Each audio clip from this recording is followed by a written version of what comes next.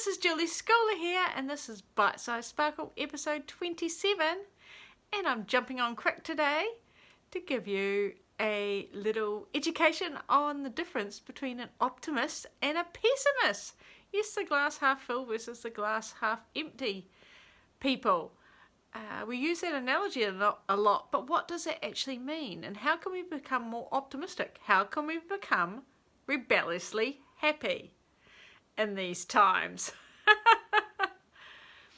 So I have been rereading, because I've read this book a lot, this fantastic book called Authentic Happiness by positive psychologist Martin Seligman.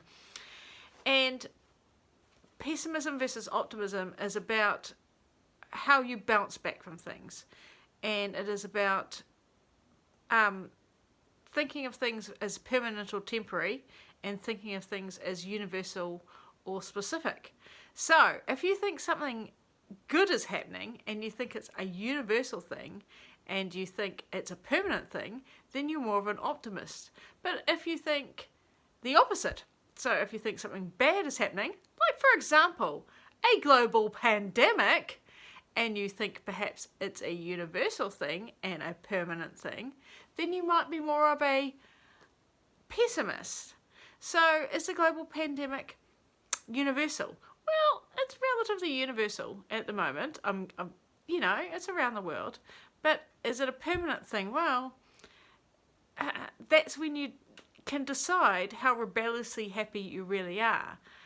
If you think this is going to be a temporary thing and we'll look back on this time as a dark time, but we'll move forward and get over it, then you're probably more on the optimist scale. If you think, goodness, how are we ever going to claw our way out of this and it's going to last a long time, then you might be more in the pessimist range.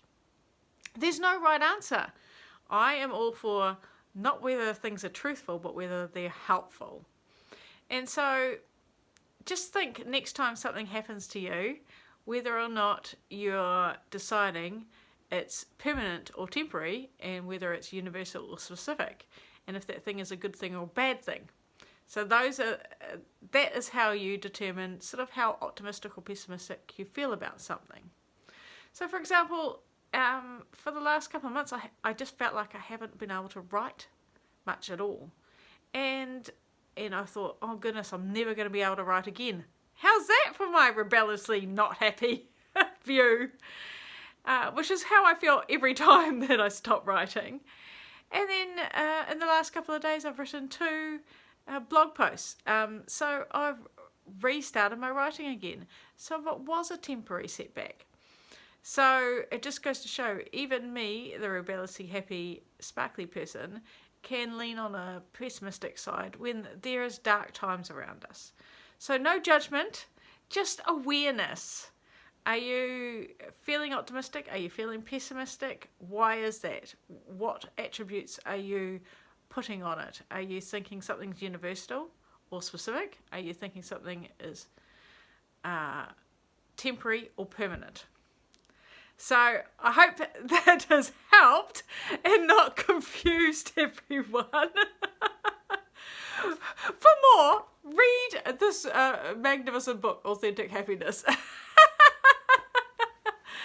That was a little update on my writing, possibly a book review, and optimism versus pessimism.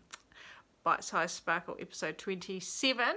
Tomorrow, Bite Size Sparkle episode 28, and we all know what that means.